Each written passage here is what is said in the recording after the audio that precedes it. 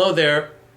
Let's do a couple of sort of banjo basics here to introduce you to the instrument. We're going to do some simple chords and a couple of picking techniques. I can demonstrate those for you, and then we'll move on. Okay? So right now we're in what's called open G tuning, which is a G chord, which is sort of a basic starting point for most banjos. This is 5-string banjo as opposed to 4-string. The 5th string, the high thing, is a G. The 4th is a D. 3rd is a G again. That's an octave lower than this G. Then the 2nd string is a B. And the 1st string is a D. For you guitar players out there, this D string, the G string, and the B string are exactly the same as the 2nd, 3rd, and 4th strings of the guitar. Okay, so let's play a couple of simple chords, or show you a couple of simple chords. Get down here. So here's the C chord. And that's low D string, 2nd fret, with the 2nd finger.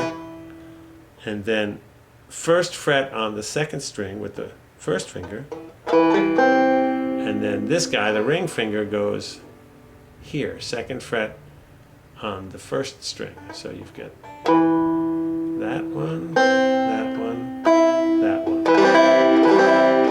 And that's a C chord. So again, G, C. And remember, when you start to play these chords, always lead with whatever finger is highest up on the neck. So lead with that 2nd finger. And here's another simple chord, a D7th chord, which is 1st fret on the 2nd string and 2nd fret on the 3rd string. And again, I would lead with this, the naughty finger here, the middle finger. That's a D7th, there's a G, D7. Take a good look at that. Okay, and the last one I'll show you is an E minor, which is the 2nd fret on this low string and the high string. So I play it with my middle 2 fingers like this. Okay, so the 4 chords are open G, C, D7th, and E minor. Alright, so let's look over here at some picking styles. So we're going to start, this is sort of Scruggs style, sort of bluegrassy. Now I don't have picks on today, but you can use picks if you feel comfortable. That's a whole other issue, but right now I'm just doing it with my fingers. So there are these things, they call them rolls, where you roll your fingers across the string. And this is what they call a forward roll. So a forward roll, I'm starting with the G string with my thumb, then my index finger on the 2nd string, and my middle finger on the 1st string. So you're sort of rolling your hand away from you.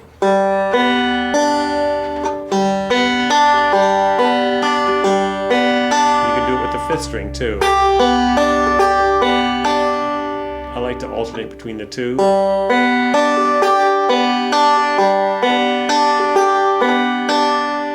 And a backward roll is exactly the opposite.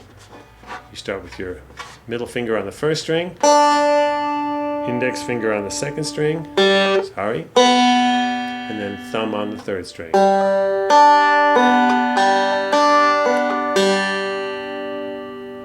little bit out of tune there.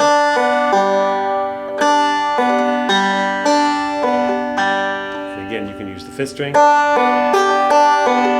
alternate.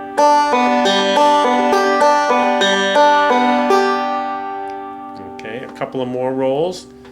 This is called a forward-backward roll, which combines the two. This is kind of complicated, but I'll do it slowly.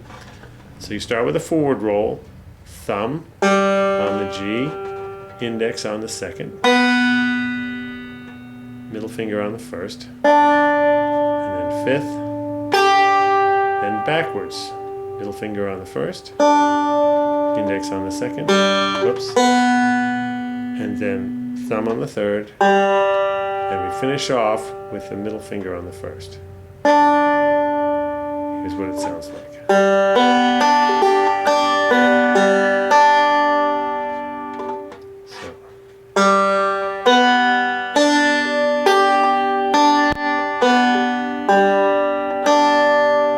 Faster.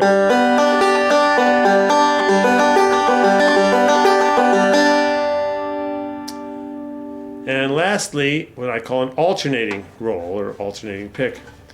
Here you're alternating between a thumb and a finger. I do thumb on the G string, index finger on the second string, thumb on the fifth string, middle finger on the first string. So it's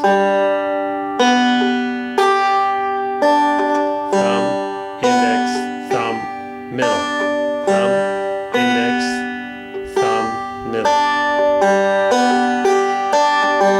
The important thing is to practice these slowly and steadily. Don't go evenly.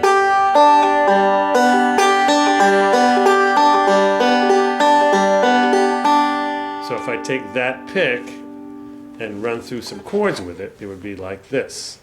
You won't see my hand over here, or maybe I'll back up so you can see. So here's my open G. I'm doing this alternating pick. And C, D, 7, E minor.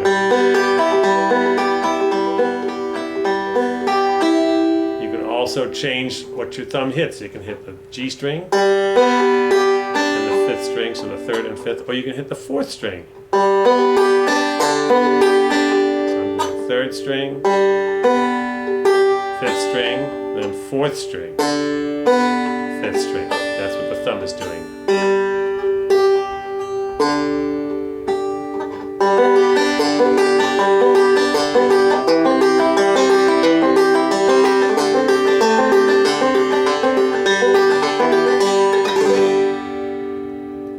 Okay, so I'll run you through just a couple of examples.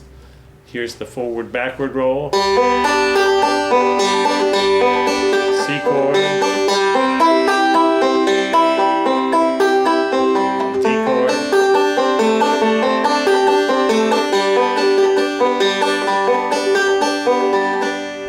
and another good way to practice that forward-backward roll is to do this. And then the second time through, start it on the fifth string. So your thumb actually hits that fifth string twice. Fifth, second, first, fifth, first, second. Now, this is all very confusing. Just take it slow, you'll get it. So here's that pattern.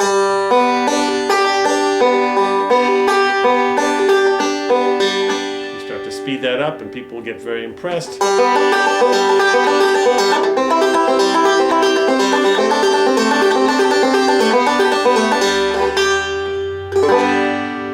Okay?